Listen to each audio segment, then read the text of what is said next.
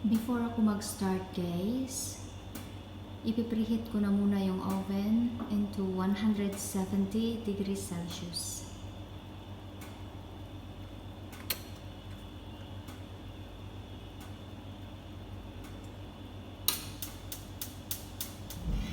Ayan.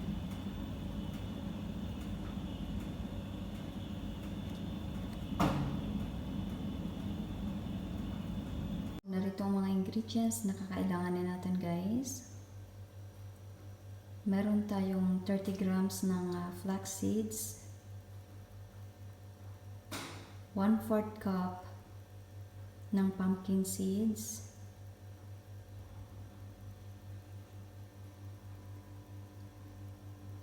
tapos yung sunflower natin is ito, ano siya, 3/4 cup ng sunflower seeds. Tapos yung psyllium husk natin, 1 tablespoon.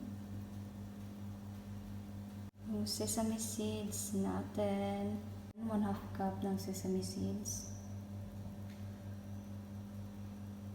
At saka yung tubig natin, 1 1/4 cups ng tubig. Yung nigella natin, ayan, 1 teaspoon, half teaspoon ng turmeric powder, at saka 1/8 teaspoon ng white pepper. Ayan, yung asin na sa baba.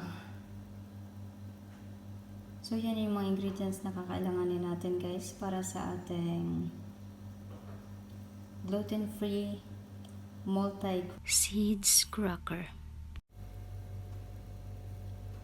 Ito yung dalawang baking tray natin guys. Na-prepare ko na rin. Ayan.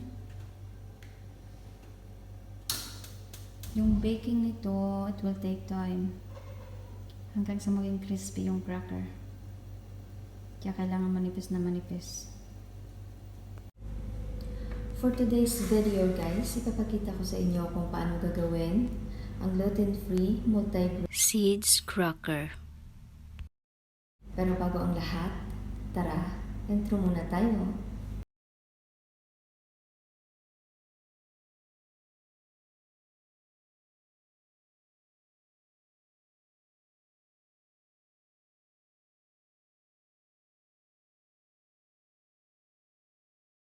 Pagsasama-samahin lang natin ang lahat ng mga ingredients natin na nandito.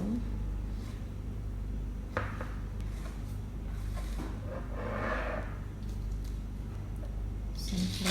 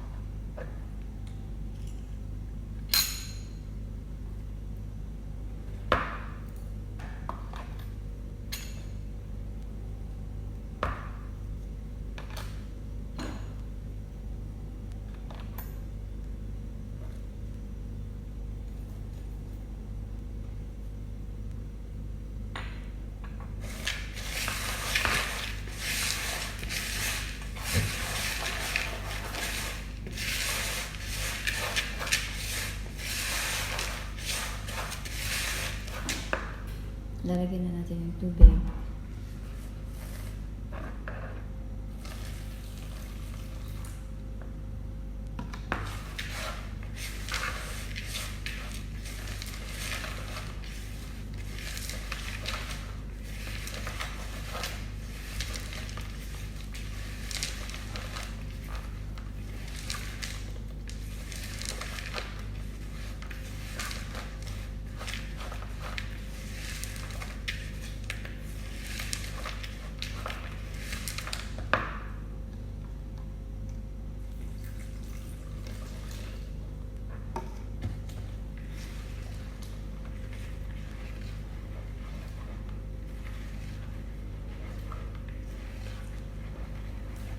Ayan.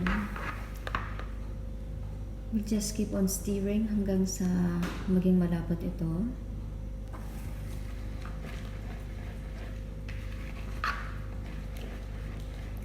Magiging malapot ito siya guys nang dahil sa psyllium husk.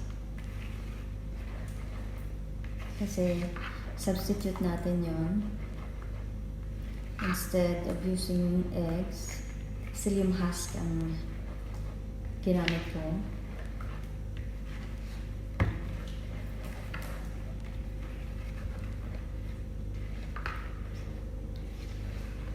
Pwede natin siyang iset aside muna hanggang sa lumabot. Ayan.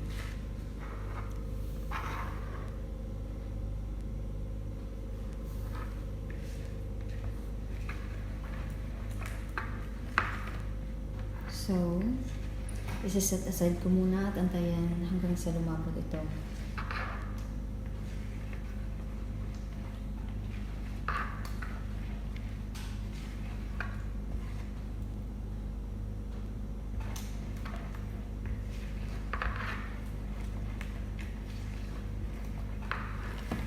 Right back guys.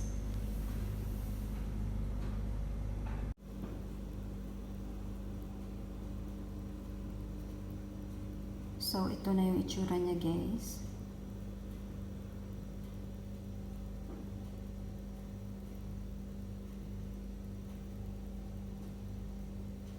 Isi-set aside natin ito mga 10 minutes hanggang sa yung malapot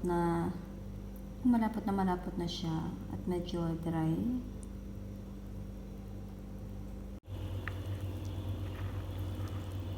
After 10 minutes guys, kailangan ang mixture natin ganito.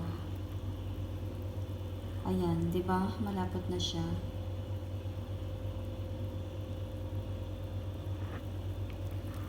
Pagka ganito na ang texture ng ating mixture, pwede na natin isalin sa ating baking tray.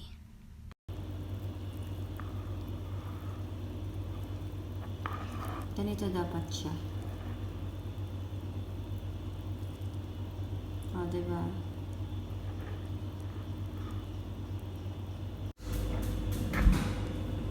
Ayan, isasalin na natin.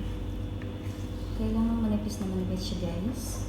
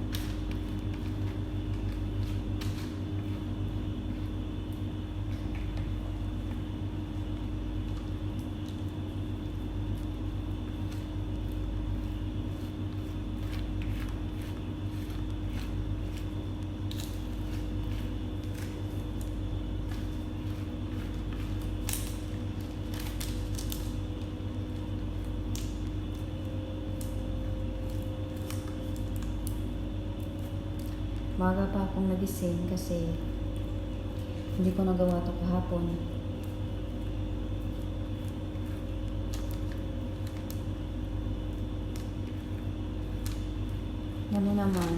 Alam nyo naman guys, pagka sinumpong tayo ng katamaran.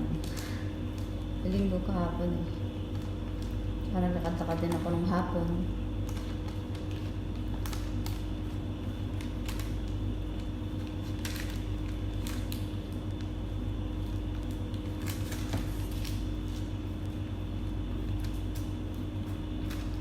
Nag-walking.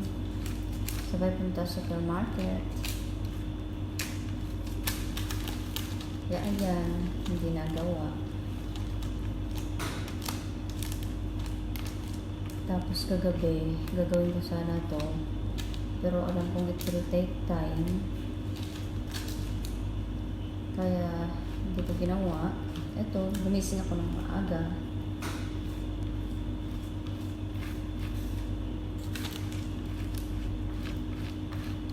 Dito tayo matatagalan sa paglagay nito sa baking pan natin. O sa baking tray natin. Kasi kailangan manipis na manipis siya guys.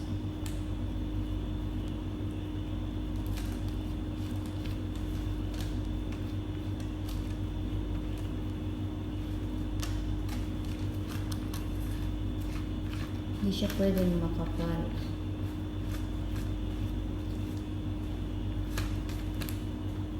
Ito nga lang manipis, matagal lang i-bake eh, hanggang sa i-bake kasi ito hanggang sa mag-golden brown siya at crispy.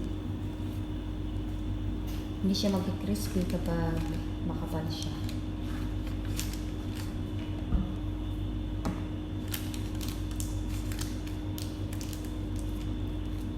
So kailangan malapad yung baking tray na paglalagyan natin ng ating mixture.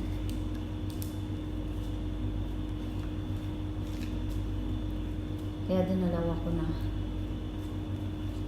Kahit medyo maliit na yung isa. Mas mainam na mas malapad yung baking tray natin.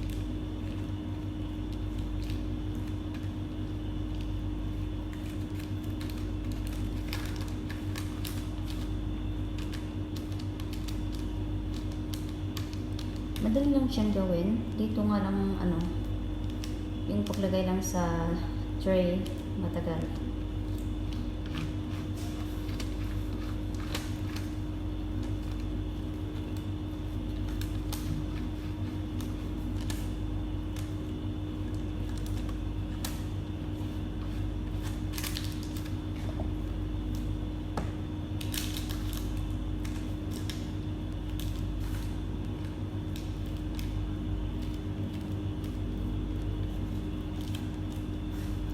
Past 1 AM na akong natulog after ng LS ko.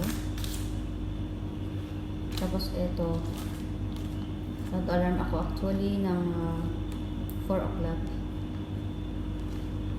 Pero syempre, hindi naman tayo makakabangon agad. Ayan, okay na yan. Ayan. Ilalagay ko lang muna yung isa.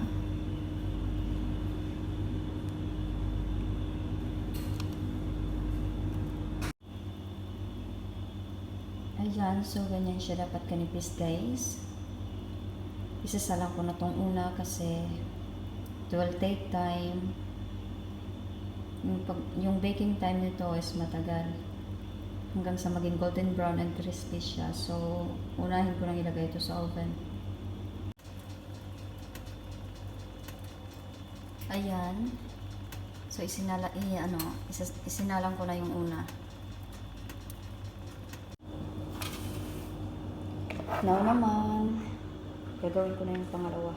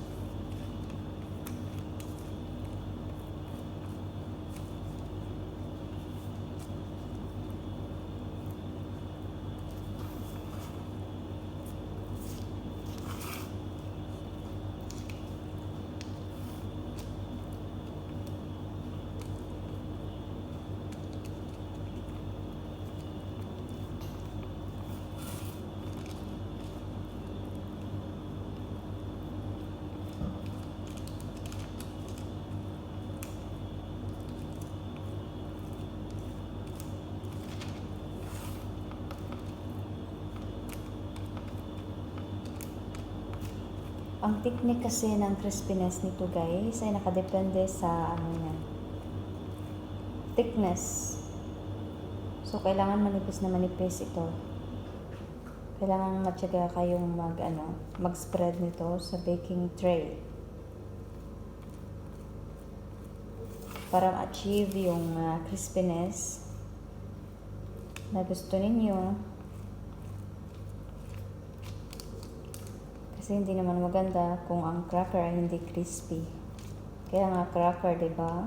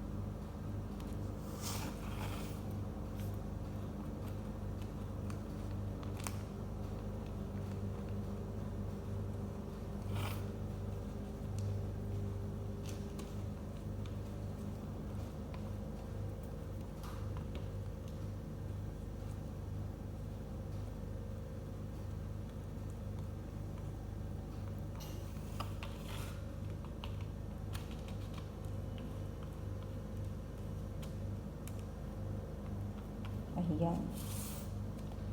Okay na rin ito.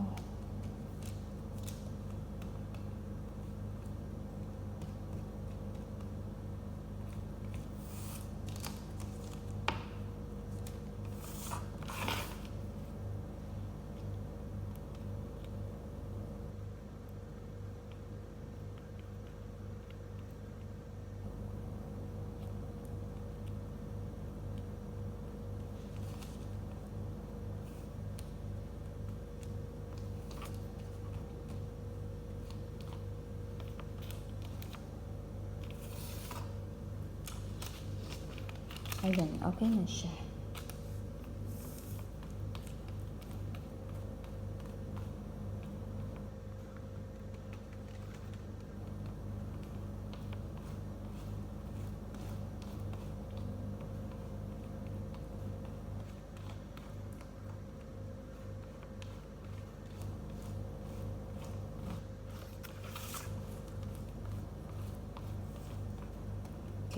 Okay na yung second batch natin.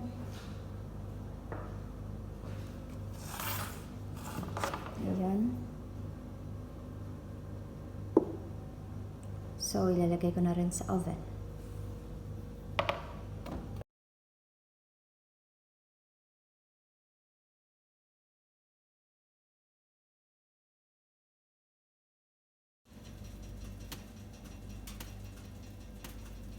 So, ayan, dalawang baking tray guys ang magagawa nito. I-bake lang natin ito hanggang sa maging golden brown at saka crispy na siya. Of course, iti-check natin. After 30 minutes sa oven guys, yung unang isinalang ko, ganito na siya. So, ang gagawin ko is, babaliktarin ko siya. Kasi mahirap na siyang tanggalin kapag nag-dry na mula sa wax paper. Okay, ayan, binaliktad ko na, 'di ba? Tatanggalin ko yung paper nito. Ayan na ang itsura niya after kong baliktarin. Tinanggalan ko ng paper. Ang susunod natin gagawin ay ibabalik natin ito sa oven. At dahil 30 minutes na din itong isang huli natin, yung second batch, tatanggalin ko na rin sa oven at babalik na rin. Tatanggalin ko ng ng papel. Yung baking sheet niya, tatanggalin din natin at babalik pa rin. Ayan.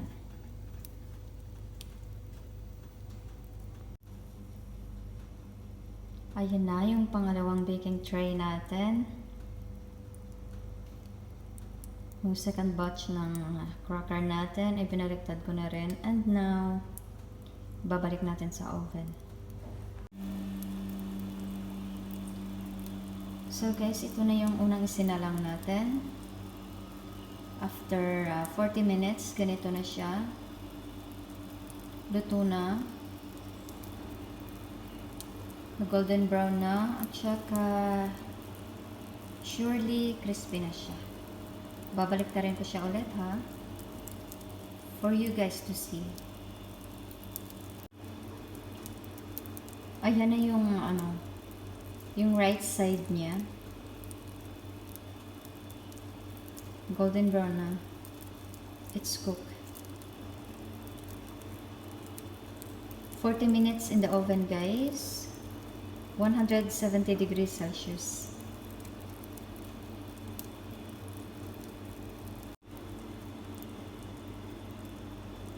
At ito na din yung isa. Yung pangalawa guys. Yung pangalawang isinalang. Babalik na rin ko into the right side. Ayan. O, diba?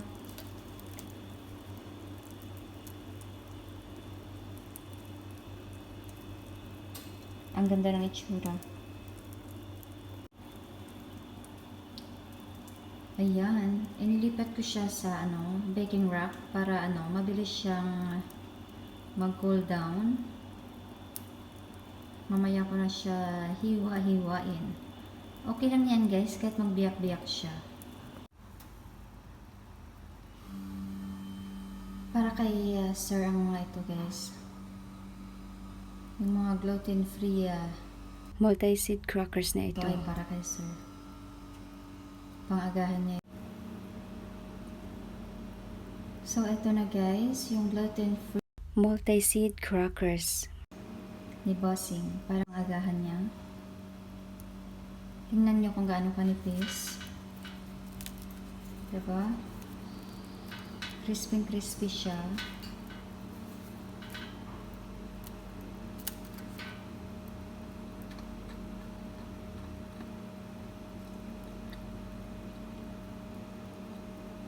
Napaka-healthy nito. Lalong-lalo na sa mga nagda-diet dyan. At may problema sa gluten, yung may mga celiac disease. It's very good for you guys. I recommend these crackers for you. So hanggang dito na lang tayo guys for the meantime. Sa mga bago pa lang dyan sa channel ko, huwag kalimutang i-like, i-share, subscribe at pakikalimbang na din ng bell button para updated po kayo sa mga bagong upload ko ng mga videos. Until next vlog guys, bye bye!